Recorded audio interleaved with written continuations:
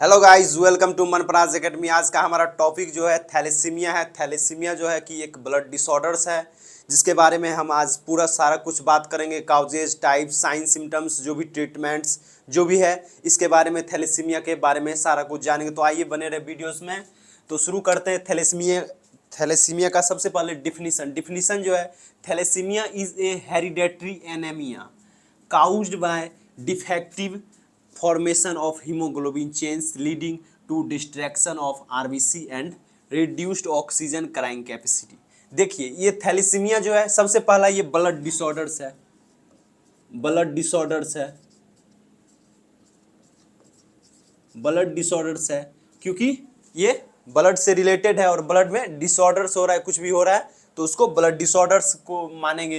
तो थैलेसीमिया जो एक ब्लड डिसऑर्डर्स है, पहला बात, thalassaemia is a hereditary anaemia. Hereditary मतलब एक जो जन्म से ही, मतलब कि एक तरह से जो उनके माता पिता से आ रहा, मतलब पेरेंट्स से आ रहा है, उसके कारण, या मान लीजिए तो ज़्यादातर हेरिडेटरी के कारण ही आता है। तो एनीमिया जो होता है, ऑक्सीजन का लेवल ब्लड में कम जाता है, तो उस कंडीशन को भी एनीमिया बोलते हैं।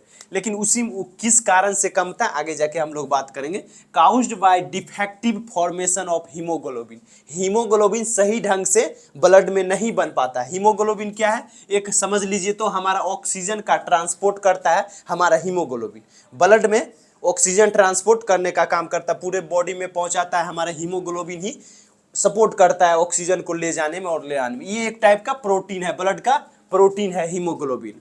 और ये कलर देने, रेड कलर जो है हीमोग्लोबिन का, यही देने का काम करता है। उसके बाद चेन, हीमोग्लोबिन चेन जो होता है कि डिफेक्ट हो जाता है, सही से नहीं बन पाता है, leading to distraction of RBC. RBC मतलब सही ढंग से नहीं बन पाता और डिस्ट्रैक्ट हो जाता है, और reduce oxygen carrying capacity. Oxygen को का जो कैपेसिटी है ब्लड में, मतलब पूरा शरीर में सर्कुलेट होने का, उसका कैपेसिटी जो होता है डिफेक्ट हो जाता है, मतलब डिस्ट्रैक्शन हो जाता है ब्लड में सही से, मतलब पूरा शरीर में सर्कुलेट नहीं हो पाता है ब्लड।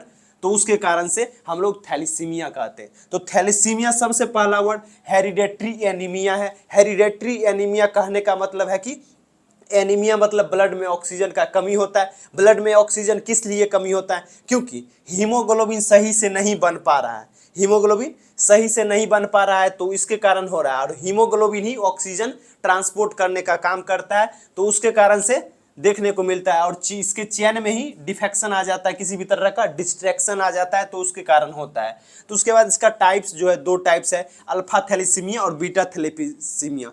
ये जो अल्फा थैलेसीमिया है, अल्फा थैलेसीमियम जो जो हमारा अल्फा, मतलब जो ब्लड हीमोग्लोबिन्स का है, अल्फा थैलेसीमिया जो है, अल्फा हमारा सेल्स जो होता है उसमें जो है कि उसका प्रोडक्शन नहीं हो पाएगा, अल्फा चेन का प्रोडक्शन नहीं हो पाएगा। Defects the alpha chain production. Alpha chain का प्रोडक्शन हमारे हीमोग्लोबिन में सही से नहीं होगा तो अल्फा थैलेसीमिया कहलाएगा। अब बीटा में, हमारा बीटा में डिफेक्ट बीटा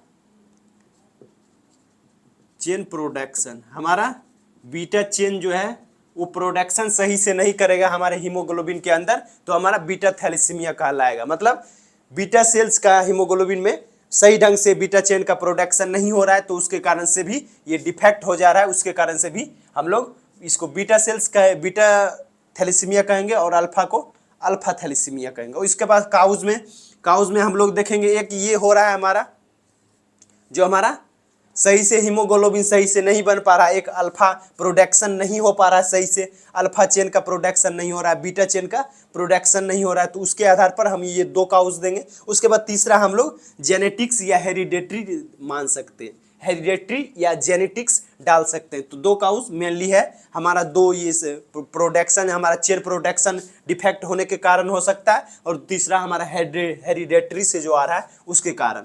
काउज में समझ गए, कारण में हेरिडेटरी के कारण या अल्फा थैलेसीमिया का सही से प्रोडक्शन अल्फा सेल का नहीं होना या बीटा का प्रोडक्शन नहीं होना। तीसरा साइन सिम्टम्स में हम लोग फैटिक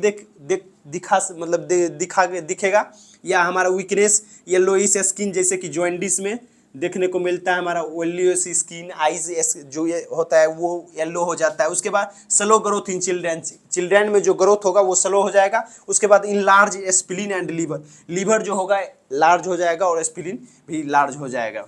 उसके बाद हम डायग्नोसिस किस मदद से कर सकते हैं, ब्लड टेस्ट, ब्लड टेस्ट मतलब जैसे कि सीबीसी कर सकते हैं। इसमें हीमोग्लोबिन का भी एक तरह से रूप जो कितना है क्या नहीं है, हीमोग्लोबिन देखेंगे, कमी है क्या कमी है नहीं, उसका डिफेक्टिव जो है कि देख सकते हैं ब्लड टेस्ट में। और जैसे कि सीबीसी करवाते तो कंप्लीट ब्लड काउंट, इसमें जो भी सारा ब्लड का कुछ है वो दिख सकता है, हीमोग्लोबिन भी जांच सकते हैं। उसके बाद जेनेटिक टेस्टिंग करवाएंगे, जेनेटिक टेस्टिंग से पता चलेगा कि जेनेटिक्स के कारण कहीं हुआ तो उसके कारण से हुआ, या हमारा अल्फा चेन प्रोडक्शन नहीं हो रहा है या बीटा चेन प्रोडक्शन नहीं हो रहा है हमारे हीमोग्लोबिन के कारण, तो उसके कारण हो रहा है। तो ये चीज़ देखने को मिलेगा हमारे ब्लड टेस्ट में मिल जाएगा। ये पर अगर दिक्कत हुआ तो जेनेटिक्स कारण है तो ये टेस्टिंग करवाएंगे तब पता चलेगा जेनेटिक टेस्टिंग से। उसके बाद इसका दो ही डायग्नोसिस भी है, दो चीज़ को जानना है, और इसमें दो काउज भी दो ही है ज़्यादातर, ऐसे कुछ कुछ थोड़ा थोड़ा मेन जो है, लेकिन किधर से भी घूम कर आ गया तो वो अलग बात है, लेकिन जो मेन है उसका बात कर रहे हैं। तो ट्रीटमेंट जो है रेगुलर ब्लड ट्रांसफ्यूजन, मतलब ब्लड चेंज करना पड़ेगा, रेगुलर ट्रांसफ्यूजन करवाना पड़ेगा ब्लड का। फॉलिक एसिड सप्लीमेंट्स दे सकते हैं, फॉलिक एसिड जो है कि प्रोवाइड करवा सकते हैं। और bone marrow and stem cells transplant, जैसे कि ब्लड कैंसर होता है तो बोन मैरो या ब्लड मतलब कि स्टीम सेल्स का ट्रांसपेरेंट करवाते, चेंज करवा देते हैं बोन मैरो को ही जो हमारा ब्लड का प्रोटेक्शन करता है। तो ये चीज़ चेंज करवा देते हैं ज़्यादातर ब्लड कैंसर में ही। और ये भी ब्लड डिसऑर्डर्स है तो इसमें भी है हमारा ट्रीटमेंट, अगर ज़्यादा सीरियस हुआ तो बोन मैरो या स्टीम सेल्स का ट्रांसपेरेंट मतलब ट्रांसप्लांट करवा सकते हैं। तो उम्मीद करता हूँ कि आप लोग को वीडियो समझ आया, और समझ आया तो प्लीज़ एक लाइक कर दे, चैनल को सब्सक्राइब कर दे। Thank you, have a nice day.